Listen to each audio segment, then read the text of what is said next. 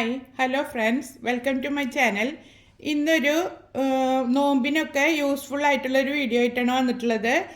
Lemon വെച്ചിട്ട് premix പൗഡറാണ് ഉണ്ടാക്കിയിരിക്കുന്നത്. പുറത്തുനിന്ന് വാങ്ങിക്കുന്ന ടാങ്കിൻ്റെ അതേ ടേസ്റ്റിലാണ് ഉണ്ടാക്കിയിരിക്കുന്നത്. അതുപോലെ തോന്നിക്കാൻ വേണ്ടിയിട്ട് ഞാൻ കുറച്ച് യെല്ലോ ഫുഡ് കളർ ഇട്ടിട്ട് വേറൊരു രീതിയിലും ചെയ്തിട്ടുണ്ട്. നമുക്കിനി ഇത് ജ്യൂസാക്കി എടുക്കാം. ഇതിങ്ങനെ ഉണ്ടാക്കി വെച്ച് കഴിഞ്ഞാൽ എളുപ്പത്തിൽ നമുക്ക് ജ്യൂസ് ഉണ്ടാക്കിയെടുക്കാം. ഇപ്പോൾ ഹോസ്റ്റലിലൊക്കെ കുട്ടികൾ പഠിക്കാൻ പോകുന്നവർക്കൊക്കെ ഇങ്ങനെ ഉണ്ടാക്കിയിട്ട് നമുക്ക് കൊടുത്തു വിടാം.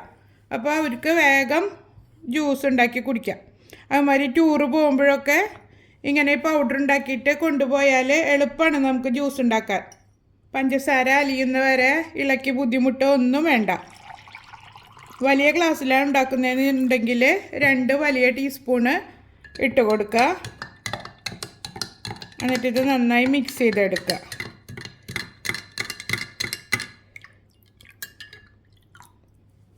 ഇതിലേക്ക് കുറച്ച് കസ്കസ് ഇട്ട് കൊടുക്കുക.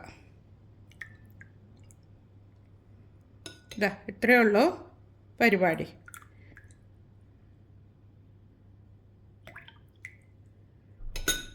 അപ്പോൾ ഇതിങ്ങനെ ഒന്ന് ട്രൈ ചെയ്ത് നോക്കുക, എന്നിട്ട് ഫീഡ്ബാക്ക് അറിയിക്കുക.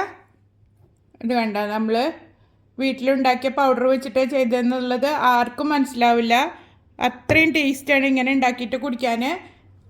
അപ്പോൾ ഇതെങ്ങനെ ഉണ്ടാക്കുന്നതെന്ന് കണ്ടിട്ട് വരാം. ലെമൺ പ്രീമിക്സ് പൗഡർ ഉണ്ടാക്കാൻ വേണ്ടിയിട്ട് ഞാനിതാ ഇപ്പോൾ ഒരു 1 കിലോനോളം ലെമൺ എടുത്തിട്ടുണ്ട്. ഇതുപോലുള്ള വലിയ ലെമണും എടുക്കുക. അപ്പോൾ നമുക്ക് കൂടുതൽ ജ്യൂസ് കിട്ടും. രണ്ടും മിക്സ് ചെയ്തിട്ട് എടുത്താലും കുഴപ്പമൊന്നുമില്ല. ഇനി ഇത് നമുക്ക് വെള്ളം ഒഴിച്ചിട്ട് 2-3 പ്രാവശ്യം നന്നായി കഴുകിയെടുക്കാം.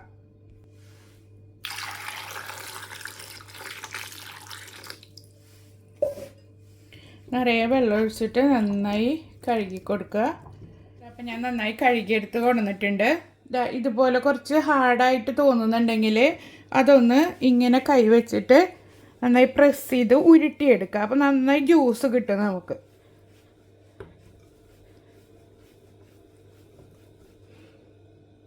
ഇപ്പോൾ കുറച്ചും കൂടെ ഒന്ന് സോഫ്റ്റ് ആയിട്ടുണ്ട്.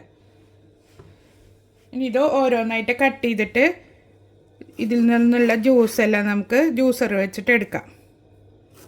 മിക്സിയിലിട്ട് അടിക്കുകയല്ല കേട്ടോ ചെയ്യുന്നത്. പിഴിഞ്ഞെടുക്കുമ്പോൾ ഇതിൻ്റെ കുരുവൊന്നും ഉണ്ടാവാൻ പാടില്ല. കുരു ഉണ്ടായിക്കഴിഞ്ഞാൽ നമ്മൾ അതിൻ്റെ പൗഡർ ഉണ്ടാക്കി വയ്ക്കുമ്പോൾ കയ്പ്പ് രസം വരും. നന്നായി പ്രസ് ചെയ്തിട്ട് പിഴിഞ്ഞെടുക്കുക. പിഴിഞ്ഞ് കഴിഞ്ഞിട്ട് ഇത് കളയണ്ട. ഇതൊരു പാത്രത്തിലേക്ക് ഇട്ട് വയ്ക്കാം. നമുക്കിത് ഉപ്പിലിട്ട് വെച്ചിട്ട് അച്ചാർ ഉണ്ടാക്കാം. പിന്നെ അതുമാതിരി ഡിഷ് വാഷർ ലിക്വിഡ് ഉണ്ടാക്കാം. അങ്ങനെ പലതും ഉണ്ടാക്കിയെടുക്കാം.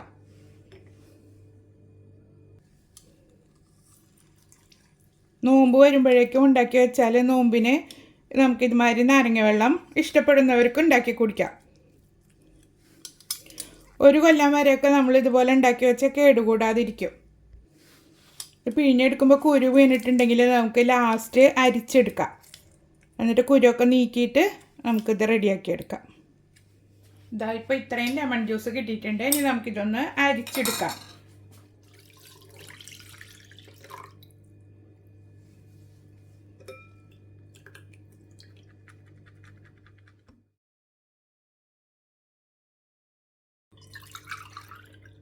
നിങ്ങളുടെ കയ്യിൽ മെഷർമെൻറ്റ് കപ്പ് ഇല്ലയെന്നുണ്ടെങ്കിൽ ഏതാണോ അളവെടുക്കുന്നത് അതിൽ തന്നെ പഞ്ചസാര എടുക്കുക. അപ്പോൾ ഇതാ 1.5 കപ്പ് ജ്യൂസ് കിട്ടിയിട്ടുണ്ട്. നമ്മൾ എടുത്തു വച്ചിരിക്കുന്ന ജ്യൂസ് ഇതുപോലുള്ളൊരു വലിയ പരന്ന പാത്രത്തിലേക്കാണ് ഞാൻ ഒഴിച്ചു കൊടുക്കുന്നത്. നിങ്ങളുടെ കയ്യിൽ ഇത്ര വലിയ പാത്രം ഇല്ലയെന്നുണ്ടെങ്കിൽ ചെറുത് 1-2 എടുത്താൽ മതി. 1, 2 അല്ലെങ്കിൽ 3 എടുക്കേണ്ടി വരും. ചെറിയ ചെറിയ കിണ്ണാണെങ്കിൽ എടുത്തു വെച്ചിരിക്കുന്ന ലെമൺ ജ്യൂസ് ഇതിലേക്ക് ഒഴിച്ചു കൊടുക്കുക.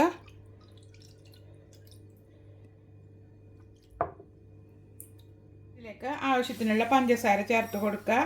ഞാനൊരു 5 കപ്പ് പഞ്ചസാരയാണ് എടുക്കുന്നത്. നമ്മൾ ഏത് കപ്പിലാണോ അളന്നെടുത്തത് അതേ കപ്പിൽ തന്നെ പഞ്ചസാര എടുക്കണം. എന്നിട്ടിത് പരത്തിയിട്ട് കൊടുക്കുക. മധുരത്തിൻ്റെ അളവ് നിങ്ങളുടെ ഇഷ്ടത്തിനനുസരിച്ചിട്ട് കൂട്ടിയും കുറച്ചൊക്കെ എടുക്കുക. പിന്നെ നമ്മൾ ജ്യൂസ് ഉണ്ടാക്കുമ്പോൾ പിന്നീട് പഞ്ചസാര ചേർത്ത് കൊടുക്കേണ്ട ആവശ്യമില്ല.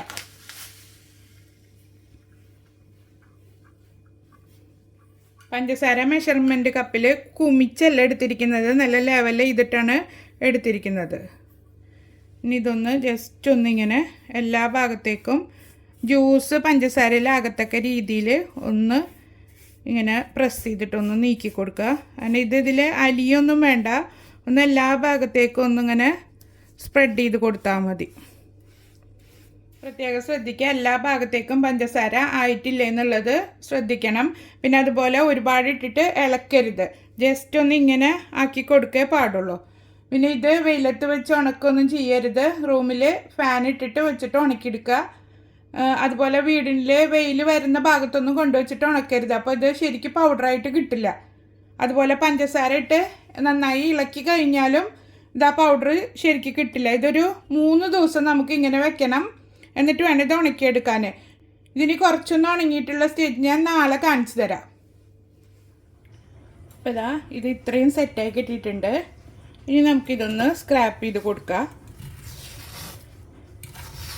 നല്ലോണം ഡ്രൈ ആയിട്ടില്ല, അതുകൊണ്ട് ഒരുപാട് ഇട്ടിട്ട് ഇങ്ങനെ ഇളക്കി കൊടുക്കരുത്, ജസ്റ്റ് ഇങ്ങനെ ഒന്ന് ഇട്ട് കൊടുക്കുക വേണ്ടുള്ളൂ.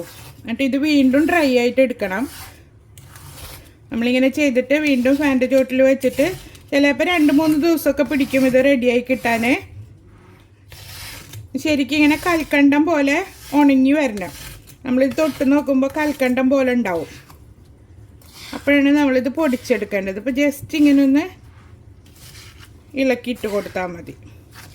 ഇതാ ഇപ്പോൾ ഫുള്ള് ഞാൻ സ്ക്രാപ്പ് ചെയ്തിട്ടിട്ടുണ്ട്. ഇനി ഇത് വീണ്ടും ഡ്രൈ ആയിട്ട് നന്നായി ഉണങ്ങിയതിന് ശേഷം കാണിക്കാം. നല്ല ഡ്രൈ ആയി കിട്ടണം, ശരിക്കും കാണുമ്പോൾ കൽക്കണ്ടം മാതിരി ഇരിക്കും. നമ്മളെ ലെമൺ സിറപ്പ് നല്ല ഡ്രൈ ആയി കിട്ടിയിട്ടുണ്ട്, കണ്ട കൽക്കണ്ടം പോലെയാണ് ഇപ്പോൾ ഇരിക്കുന്നത്. നമ്മളിത് പ്രത്യേകം ശ്രദ്ധിക്കേണ്ടത്, ഇത് നന്നായി ഡ്രൈ ആയിട്ടില്ലെങ്കിൽ നമ്മൾ കൈ കൊണ്ട് ഇങ്ങനെ എടുത്ത് നോക്കുമ്പോൾ നമ്മളെ കയ്യിൽ തന്നെ ഇതിങ്ങനെ പറ്റി പിടിക്കും. അങ്ങനെയാണെങ്കിൽ ഇത് ഡ്രൈ ആയിട്ടില്ല എന്നാണ് അർത്ഥം. ഇപ്പോൾ കണ്ടില്ലേ, നല്ല ക്ലീൻ ആയിട്ട് വന്നിട്ടുണ്ട്. ആ രീതിയിലാണ് ഇത് ഉണക്കിയെടുക്കേണ്ടത്. പിന്നെ ഇത് ഉണക്കുമ്പോൾ പ്രത്യേകം ശ്രദ്ധിക്കണം, ഓവനിൽ വെച്ച് കൊടുക്കാനോ അല്ലെങ്കിൽ മൈക്രോവേവ് ചൂടാക്കിയിട്ട് അതിൽ വെച്ച് കൊടുക്കാനോ അങ്ങനെ ഒന്നും ചെയ്യരുത്. ഫാൻ്റെ ചുവട്ടിൽ വെച്ചിട്ടോ അല്ലെങ്കിൽ റൂം ടെമ്പറേച്ചറിൽ വെച്ചിട്ടോ ഡ്രൈ ആക്കി എടുക്കണം. വെയിലത്ത് പോലും വയ്ക്കരുത്, കാരണം നമ്മൾ ആ പഞ്ചസാര മെൽറ്റായി വരും. ഇനി ഇത് പൊടിച്ചെടുക്കാം. മിക്സിയുടെ ജാറ് ഒട്ടും വെള്ളമില്ലാതെ നല്ലോണം തുടച്ച് ഡ്രൈ ആക്കി എടുക്കണം. അപ്പോൾ ഇതാ നന്നായി പൊടിഞ്ഞ് കിട്ടിയിട്ടുണ്ട്. ഇനി ഇതൊന്ന് അരിച്ചെടുക്കാം.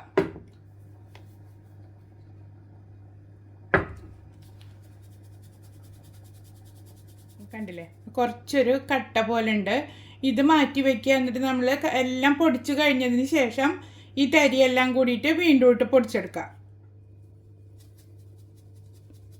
പൊടിച്ചെടുത്തത് നമുക്കൊരു ബോട്ടിലേക്ക് മാറ്റി കൊടുക്കാം.